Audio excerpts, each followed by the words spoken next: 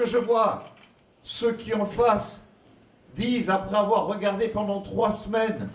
4 semaines, les Jeux Olympiques à Milan, qui ont apporté près de 400 millions d'euros de retombées économiques, autant d'emplois, autant de croissance pour une grande ville italienne, au moment où nous, dans 4 ans, nous nous apprêtons, parce que j'ai réussi à gagner cela pour Nice, à pouvoir amener ces mêmes retombées et en même temps des chantiers qui fassent travailler l'ensemble de nos entreprises locales, l'ensemble de nos artisans, l'ensemble de nos industriels, de nos PME, pour qu'elles puissent remplir leurs bons de commande. Il y en a qui disent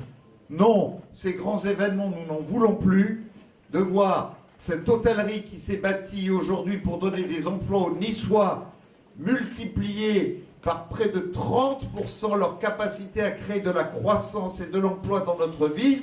dire tout ça, nous n'en voulons plus. Nous voulons de la tristesse, nous voulons du bonheur pour la ville, nous voulons rassembler toutes celles et tous ceux qui peuvent se reconnaître dans des forces de progrès, parce que je le dis, quel est le maire de France, autant de droite soit-il, d'un côté pour la fermeté, où nous avons porté au plus haut niveau la sécurité des Niçois, même si la sécurité est présente de partout dans notre pays, c'est à Nice qu'elle est le moins présente avec les 6500 caméras de vidéosurveillance que nous avons mises en place. C'est à Nice qu'elle est la moins forte avec les près de 600 policiers municipaux que nous avons recrutés qui font un travail extraordinaire. Tous les agents de sécurité, toutes les bandes que nous avons mises à l'entrée de nos écoles pour protéger ceux qui sont les premières cibles du terrorisme, à savoir nos enfants, dans les 150 écoles de la ville. C'est tout cela que nous avons réalisé ensemble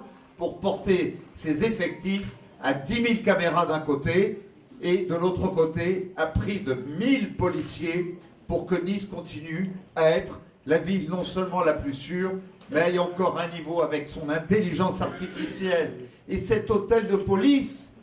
qui est le plus grand hôtel de police mutualisé de France, qui nous place au plus haut niveau qui soit en matière de sécurité avec son ouverture au mois d'octobre prochain, sans compter la santé. Il faut 18 ans pour construire un grand hôpital. Lorsque je suis arrivé il y a 18 ans, il n'y avait pas de Pasteur 2. Aujourd'hui, nous avons le meilleur hôtel et hôpital de la région Provence-Alpes-Côte d'Azur,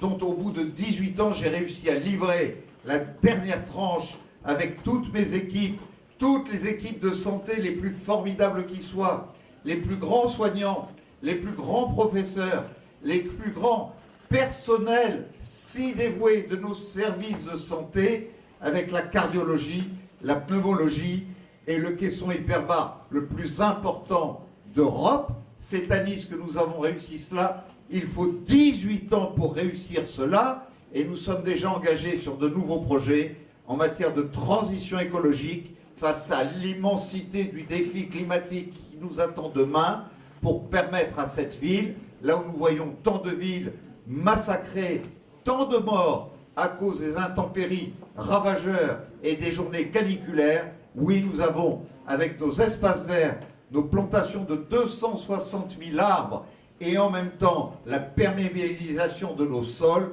réussi à protéger l'avenir des Niçoises et des Niçois dans leur alimentation en eau potable pour le siècle à venir, dans le traitement des déchets pour le siècle à venir, avec une valorisation de tout cela qui leur donne aussi une autonomie énergétique au plus bas coût pour les siècles à venir. C'est ce que nous avons réussi ensemble, et le tout dans une régie que nous avons donnée. Je n'ai pas voulu que ce soit les grands groupes. Là où je suis arrivé, ce n'était que des grands groupes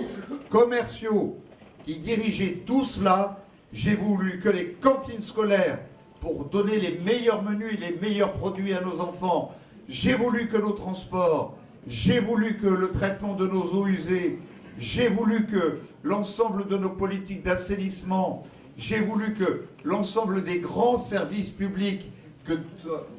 traditionnellement sont attribués en délégation de services publics au privé, ce soit dans une ville qu'on peut considérer un peu à droite, mais par contre avec une main gauche du maire extrêmement ouverte en termes d'équilibre social, en termes de progrès, en termes de main ouverte et de main tendue pour ne laisser personne sur le bord du chemin. C'est cet équilibre que j'ai cherché à trouver dans notre ville depuis 18 ans et qui en fait aujourd'hui, en termes d'attractivité, la ville la plus compétitive, ainsi que tous les instituts en témoignent. Au moment où les instituts Montaigne ou des instituts privés accordent à toutes les grandes villes de France, pour les 12 premières, des notations, nous sommes celle qui, en termes de gestion des finances publiques, est la mieux notée, avec une note de 17 sur 20, c'est-à-dire un équivalent de 2 à moins que l'État français a perdu, que Nice a conservé, pour pouvoir avoir toutes ses capacités d'emprunt pour continuer à investir, et en même temps socialement, écologiquement, et tout simplement dans l'art de vivre et la qualité de vie, pour ne laisser personne sur le bord du chemin, avoir tous les moyens nécessaires en matière d'éducation, en matière de santé publique, en matière de sécurité, en matière de transport, pouvoir donner le meilleur. Alors oui, nous sommes fiers de cette dynamique que nous avons donnée à Nice. Et je vous le dis avec un immense sourire, j'ai beaucoup de bonheur ce soir, en remerciant les près de 38 000 Niçois qui, sur un socle extrêmement solide, nous ont accordé leur confiance dans ce premier tour pour nous placer dans une situation qui nous permette de mettre au second tour le Rassemblement national qui veut mettre votre ville sous cloche, pouvoir la mettre sous la tutelle d'un appareil politique qui demain va faire le ménage dans l'administration municipale, dans l'administration métropolitaine, menacée comme ils le font partout et à tout instant et à chaque moment pour préserver chacune et chacun et continuer à protéger avec un esprit de justice et d'équité. Tout le monde peut ne pas partager mes idées, mais en même temps, nous sommes certains qu'il y a une immense majorité entre ceux qui se sont abstenus, ceux qui ont fait d'autres choix, qui au deuxième tour ne veulent pas que dans le monde entier, on se dise, on quitte Nice, parce que Nice, sous la tutelle du Rassemblement national, c'est pas possible. Le Front national, le Rassemblement national, qui aujourd'hui dit très clairement dans tous ses textes, on veut faire de la 5e ville de France un laboratoire. Vous ne serez jamais un laboratoire. Dans ce deuxième tour, je vais mettre toute mon énergie pour préserver votre indépendance, votre liberté, pour que jamais aucune tutelle d'aucun parti politique, comme j'y ai veillé pendant ces 18 ans, ne s'abatte sur chacune et chacun d'entre vous. Alors je le dis.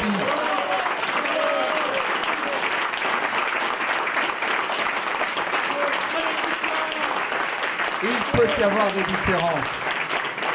Il peut y avoir des différences. Et ces différences, chez tous ceux qui se reconnaissent dans les vraies valeurs de la République, je les respecte chez chacune et chacun d'entre eux. Nous sommes dans un camp qui s'appelle un peu celui des progressistes. Et je suis sûr que les républicains veulent se reconnaître dans un camp de progrès, dans un camp de progressistes et de respect de la personne humaine. C'est cela que je veux préserver à Nice et c'est pour cela que j'appelle tous les abstentionnistes, tous les républicains qui ont fait d'autres choix au premier tour que le mien en tant que maire de tous les Niçois et celui du Rassemblement national, nous apportent leur mobilisation et leur soutien pour que nous protégions Nice ensemble de toutes nos forces. Il y a cette tribune idéologique du Rassemblement national d'un autre côté, et de l'autre côté, vous avez l'équipe bâtie autour du maire sortant, Christian Estrosi, et je veux remercier tous mes colistiers qui ont mené une campagne extraordinaire et qui sont autour de moi ce soir, qui représentent chaque quartier de la ville, chaque catégorie sociale, chaque religion qui prône le bien contre le mal pour apprendre à nos enfants à grandir à égalité dans chacune de nos écoles